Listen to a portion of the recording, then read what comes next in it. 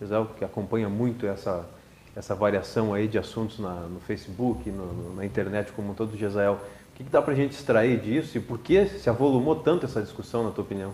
A discussão se avolumou porque alguns ativistas mais radicais da defesa dos animais, não sei se todos conhecem a diferença exata entre vegetarianos, pessoas que não comem carne, e veganos, pessoas que não comem carne e nem usam qualquer coisa de origem animal. E alguns mais extremistas, ou todos, você tem que se discutir, também não sou um especialista em veganos, né, acham que quem come carne é um nazista, é um assassino, é nesse nível, a discussão com alguns segmentos desse pessoal. Né? E aí daí tu pode imaginar o tipo de discussão que pode sair de uma pessoa que acha que quem come carne está matando alguém. Né? Então não há diferença entre um humano e uma vaca, etc. Né? Mas a discussão também ganha um volume porque eles ficam chamando ativistas de outros locais. Tem discussão ali com gente do Rio, gente de Goiás, tem o Brasil inteiro discutindo ali. Nem sabem onde fica Passo Fundo, mas acharam um post na internet que vai contra os ditames do grupo e começam a brigar. São poucas aqui de Passo Fundo mesmo que foram, mas garanto que foram elas que chamaram as pessoas de outros locais para discutir ali também. Sim, a internet possibilita isso, né? Como é que repercutiu lá na faculdade, professor, essa dimensão que tomou o caso? Olha, na realidade, o modus retumbante dentro da instituição foi mais a nível dos alunos, né? Exatamente colocando seus pontos de vista, né? E ali teve várias manifestações, né? Inclusive de ex-alunos, né?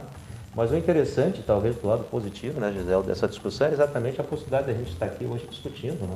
Quer dizer, a gente tem que respeitar as outras pessoas nos seus pensamentos e na sua forma política também de se manifestar. Então, se eu tenho o direito de não consumir proteína de origem animal, eu tenho que respeitar as pessoas que optaram por isso.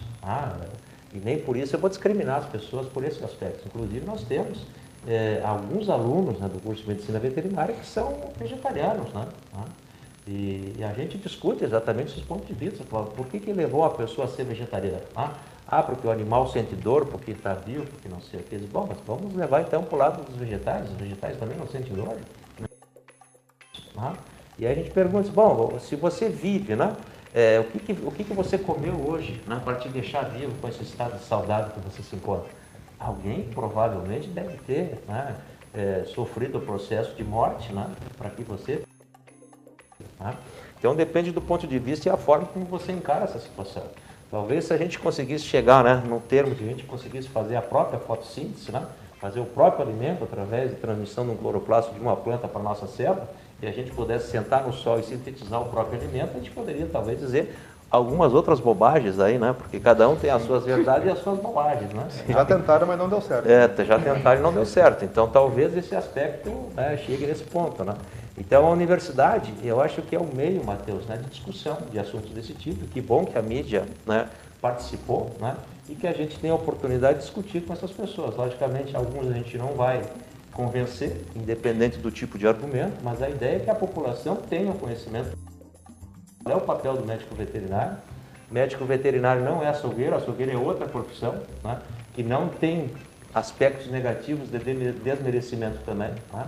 E assim nós temos que esclarecer a população desta forma. Eu acho que só a informação da forma clara e limpa, né, ela traz realmente, né, a verdade embutida no seu conteúdo. Justamente. Bernardo, conta pra gente como é que repercutiu essa notícia aí, essa polêmica toda lá entre teus colegas. Eu não andei acompanhando muito, né? Eu vi o início da polêmica, a gente comentou, né?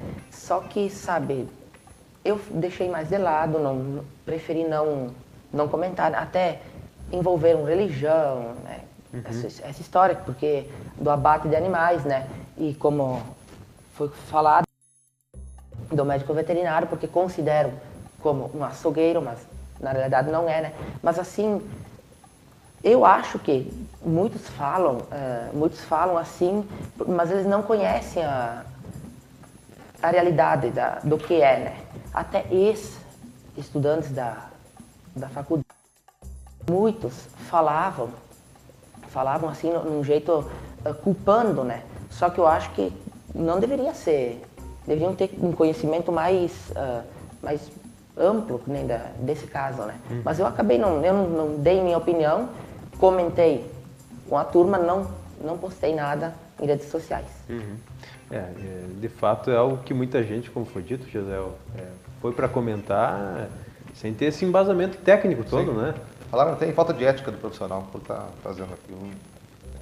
Eu até comentei antes que não tem muita diferença do que foi mostrado na Rádio Planalto, não tem muita diferença de um folder de supermercado, uma carcaça ali, ou pendurado no açougue do supermercado. Essas pessoas vão comprar ali alface no supermercado, passam pela carcaça do ovino, especialmente em Ano Novo, que quase sempre tem várias penduradas ali, e folder de mercado também, promoção que fica embaixo da porta. Não teve nada de fora da média, nada estranho naquelas fotos que a Rádio Planalto postou na página do Facebook. Realmente foi um exagero, na minha opinião, essa questão dos protestos aí. Claro. E na tua opinião também, José, houve uma intenção por trás aí dessa discussão toda? Aí? Claro, toda a discussão é uma oportunidade para esses grupos de ativistas ficarem uma bandeira e acharem pessoas simpáticas à causa, né? Mas, enfim, é da internet. Infelizmente, é normal esse tipo de coisa. Faz parte, né? Bom, a notícia é que essas aulas vão prosseguir, né, professor? A aula prática vai continuar, né? Sim, porque daqui a pouco, digamos, se você for fazer uma aula prática sobre ordenha higiênica de uma vaca, isso vai se tornar um auê, né? Porque as pessoas acham que iam pegar um saco ou um pacote daquelas de leite no mercado, né? Aquilo veio da onde, né? Veio de uma vaca, né? Então, para a gente garantir a saúde, inclusive, desse produto, a gente tem que ordenhar o animal, fazer testes para ver se ele está adequado, acompanhar todo o aspecto higiênico desse tipo de produção. Então, se a gente for comer um ovo frito, esse ovo veio da onde? O ovo cozido veio de uma galinha. Então, todas essas coisas são essas. Muitas roupas que nós vestimos tem lã, veio da onde? Veio dos ovinos, também, na mistura com o próprio algodão, às vezes que se faz os tecidos. E aí por diante, nós temos várias sequências. Então, a produção animal é uma atividade rotineira da nossa unidade. Os cursos participam, os alunos participam, e a ideia é que realmente eles saiam muito habilitados para trabalhar nesse segmento todo. Então, é isso que nós queremos. E aí, eu imagino que não tenha intimidado nem o senhor, nem ao corpo de professores, nem aos alunos, esse tipo de manifestação, porque de fato é algo que faz parte, como o senhor mesmo acabou de dizer, faz parte da rotina, tanto acadêmica quanto profissional depois, né? Sim.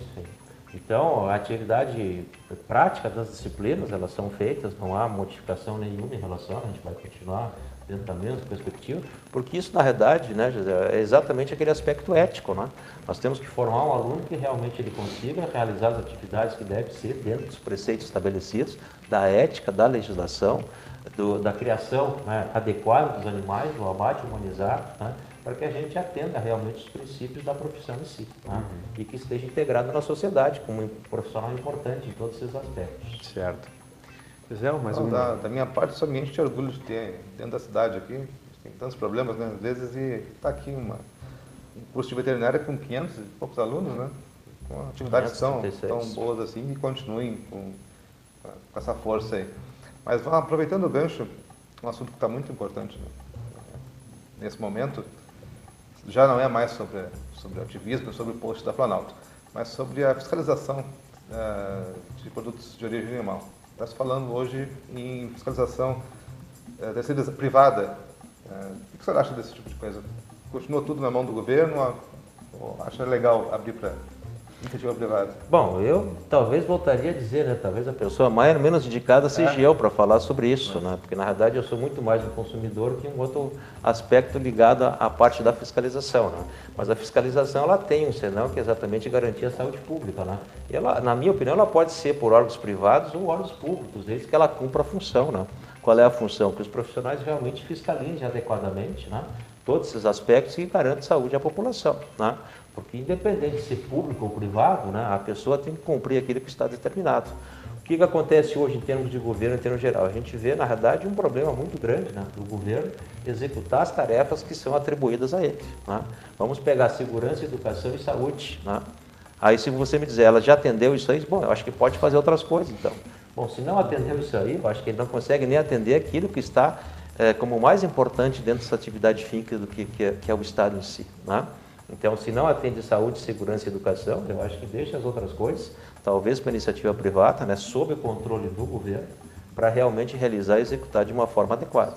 Tá? Mas essa é uma opinião isolada, né, não é um outro aspecto qualquer. Tá?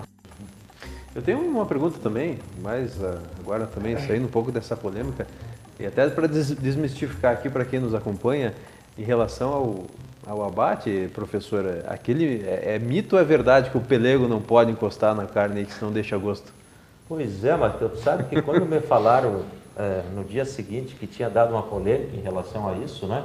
Eu acabei pensando que era exatamente algo desse tipo, né? As pessoas têm um aspecto muito ligado, né, a alguns aspectos culturais, né, em relação ao ovino. Um deles é encostar o pelego no momento do abate, e o outro é a falta, o pessoal diz no jargão popular, linfonodos, né, que o animal apresenta, que são órgãos de excreção. Então a gente acaba mostrando para os alunos, né, esse processo todo, né, e diz, olha, nós faz mais de 30 anos que nós não tiramos os linfonodos, as catingas dos animais e não tem gosto nenhum. E muito menos encostar o pelego, né? A não ser que tu pegue a carcaça e enrole no pelego, ela vai ter que ser condenada por sujidades, né? E por contaminação. O que acontece em relação a esse aspecto, né, Matheus, que eu acho que vale a pena a gente esclarecer? Os animais, eles têm na sua fisiologia alguns aspectos peculiares. Então, se a gente pegar o estado do Rio Grande do Sul, sempre foi um grande produtor de lã, concentrado na metade sul do estado, né? Da metade do estado à parte sul. O Rio Grande do Sul, para tu teres uma ideia, chegou a ter na década de 70 em torno de 12 milhões de cabeças de ovinos, basicamente direcionado à produção de lã, que era um produto de exportação. O que sobrava desse processo da produção de lã? Alguns animais que eram abatidos. Esses animais produtores de lã, eles têm na sua fisiologia, né, um ácido graxo, chamado ácido capróico, né? Capróico porque vem exatamente identificado do caprino, que tem uma glândula, né, que dá um cheiro muito característico e forte, eles têm na menor intensidade. Então, se esses animais produzem mais lã, a tendência dele ter na sua fisiologia uma concentração maior de ácido capróico. Portanto, a carne vai ter um sabor muito peculiar e mais forte em relação a outras raças que não são de lã. Se a gente pegar um animal jovem, um animal velho de lã, quanto mais velho o animal, mais forte vai ficar o cheiro. Então, as pessoas, se a gente pegar uma carcaça hoje de um animal de lã e abater, e um de corte que nós queremos aqui abater, e você provar, tu não saber, não olhou nenhum deles, só botar na boca e provar, tu vai saber qual um e qual é o outro. Não sabe isso. Então, aquele aspecto que o pessoal disse, eu comi um pedaço de carne e parece que eu estava mastigando um pelego. Por que vem isso? Exatamente do gosto da presença desse ácido. Né? E aí tu vai ter mais ou menos. Então, essas raças nossas criadas na nossa região, que são raças destinadas à produção de carne, de corte, elas não têm isso, duração muito baixa. Então, dificilmente tu vai encontrar um animal com esse sabor. Agora, se nós pegarmos lá na fronteira, vamos pegar lá em Santana do Livramento, tu vai pegar um animal, tu vai ver um gosto muito peculiar. Aí tu vai me perguntar, isso é bom ou isso é ruim? Eu não sei. Porque lá em Santana do Livramento, eles preferem a carne com aquele sabor. Aqui, nós temos pessoas que não suportam esse sabor. E se eu trocar, tu vai ver que nenhum deles vai gostar. Então, como diz o francês, né, vive la différence, né?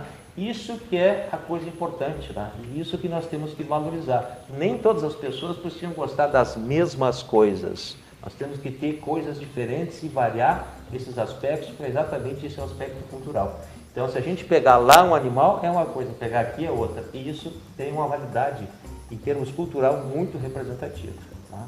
E isso que faz parte desse processo que a gente tem que difundir, né, para as pessoas conhecerem, né, e realmente aproveitarem esses aspectos todos. Perfeito. É uma explicação muito importante, né? Até porque, enfim, faz parte do assunto, né? E muita gente tem essa falsa ideia de que não pode encostar o pelego na carne, né? Bom. Então, imagine que substâncias teria o pelego para encostar na carne e contaminar toda a carcaça, né? Deve ser um troço impressionante. Eu falo assim, né? Até hoje não se descobriu, né? E a gente fala, né? Claro que a gente respeita as pessoas que trazem esse aspecto cultural, né? Mas a gente explica, né? Então me mostra um trabalho que me diga exatamente isso. Os trabalhos têm me mostrado exatamente o contrário. Né? Não quero dizer que nem todos os aspectos culturais são errados. Alguns deles realmente são fundamentados, depois se comprova, né? Mas nesses casos, exatamente é o contrário.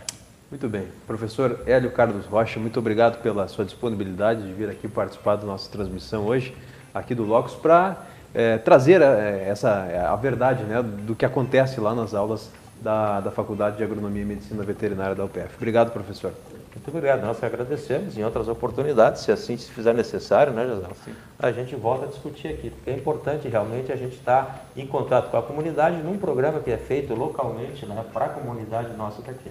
Parabéns pelo programa. Tá certo. Obrigado, professor. Obrigado também ao Bernardo, que é aluno lá, pela presença de vocês aqui hoje de noite. Eu agradeço também. Obrigado pela participação, pela oportunidade de estar aqui e parabéns pelo trabalho de vocês.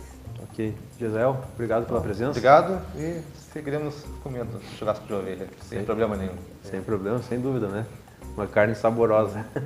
Obrigado, pessoal, pela presença e a você que acompanha essa nossa transmissão. A gente reforça o convite para que você siga acompanhando, acessando o site locusonline.com.br, notícias com contexto aqui de Passo Fundo e notícias que fazem diferença no seu dia a dia, informação local que importa. A gente retorna na próxima terça-feira à noite com a nossa transmissão ao vivo aqui pelo Facebook. Até mais!